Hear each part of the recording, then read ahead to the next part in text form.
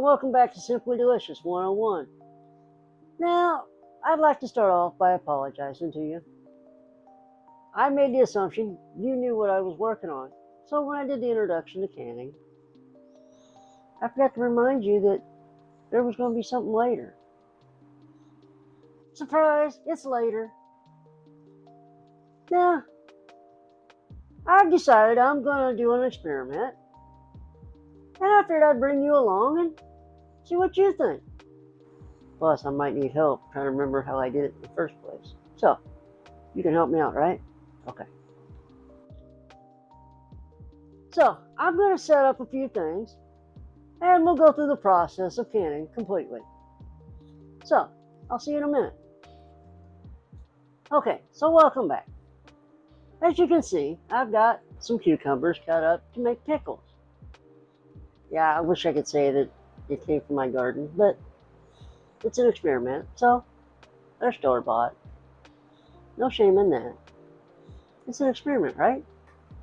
I could have made my own pickling blend, but it's an experiment. I cheated. I got store-bought mix that I read the instructions, I did what I was supposed to, and I got it sitting here ready to go. Now, word of caution. When you're doing this, A, do it outside, or B, make sure you got your exhaust hood on. Otherwise, they can get might smelly. I kind of like vinegar, so I kind of like it, but not everybody's me. Now, as you can see, I've got sandwich slices, I've got whole, and I've got slices. And yes, they're kind of been mixed. I utilized my space. It's got a little bit of everything. Now, there are several tools that I use that I think are kind of essential for canning, and we'll touch upon them as we go along. What, Briar Tip? Oh, this is a canning funnel. This way, you can pour it into the funnel, and it goes inside the jar, not all over the outside. I use this a lot. Good investment. Now, like I said, I've got store-bought blend that I got from local retail. And what you want to do, keep in mind this is hot. You're just going to fill the jars slowly. And keep in mind, this is very hot. Oh, and you sterilize the jars, right? And the lids?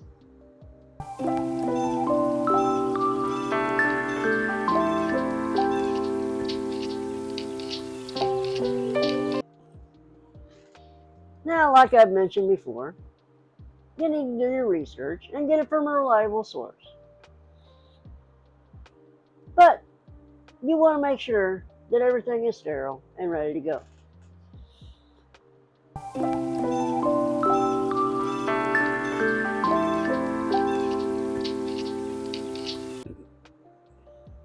So I'm just going to fill this.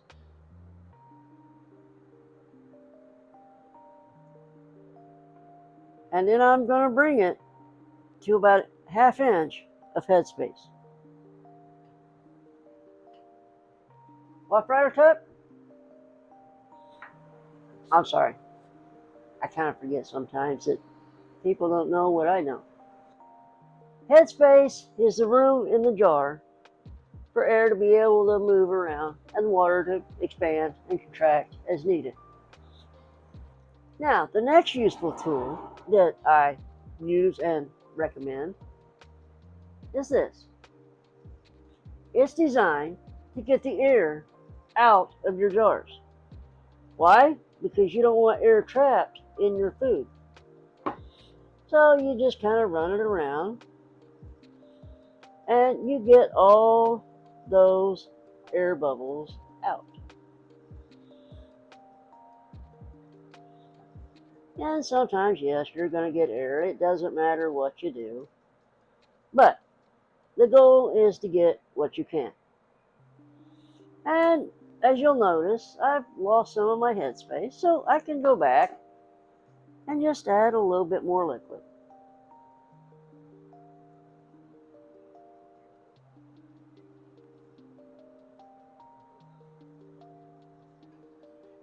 What, Briar Cup? Yes, yes. I do recommend going back and making sure that anything that you've added doesn't create air pockets. So just double check it. Okay, this one's good. So I'm going to move on to the next one. And when I get these ready, we'll go to the next step. So I'll see you in a minute.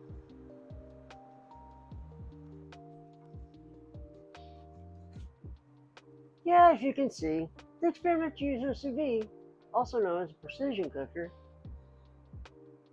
to do a hot water bath. Now, according to research I've seen, it recommends temperatures ranging from 150 up to 185. Now, from what I understand, bacteria starts dying off at 150, and if you go long enough, it should kill them all. It's not the temperature, it's the exposure to the temperature.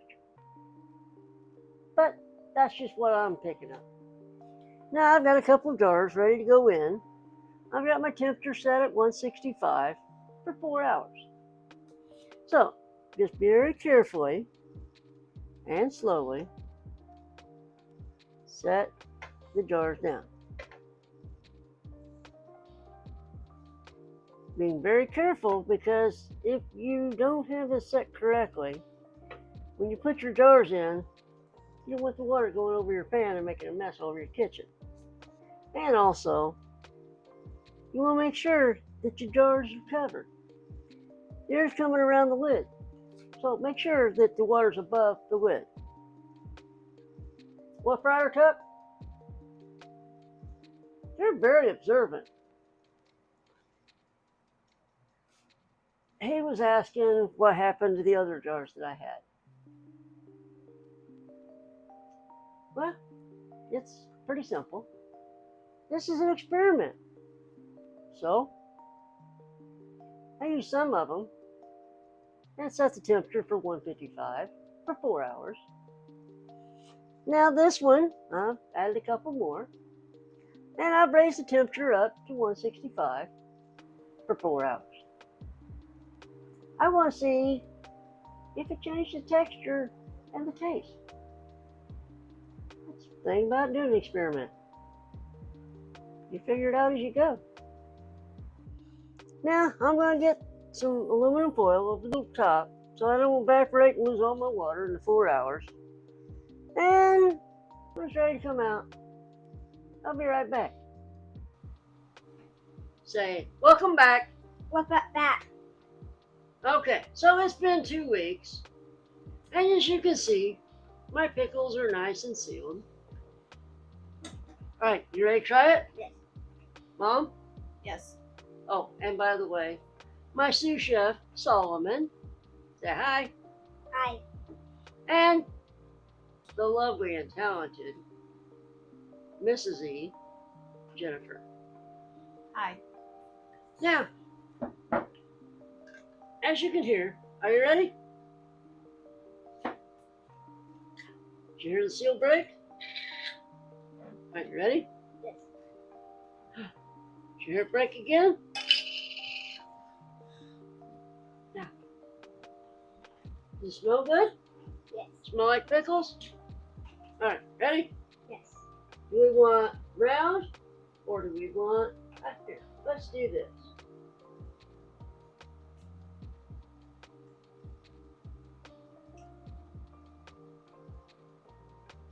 No, you take it. I'm not holding it.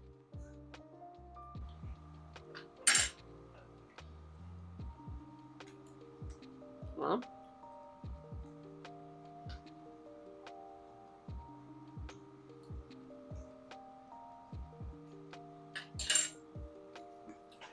Mm-hmm. What? This is sour? Yeah. So sour. So sour. Yeah. Okay, I must admit, I did an experiment. I did one at 165 for 4 hours. That one we did at 155 What did you find? for 4 hours. Sour. 4 hours. Flour. So, I figured we're going to try. We're going to experiment and see which one pans out better. So, you guys ready? Yeah.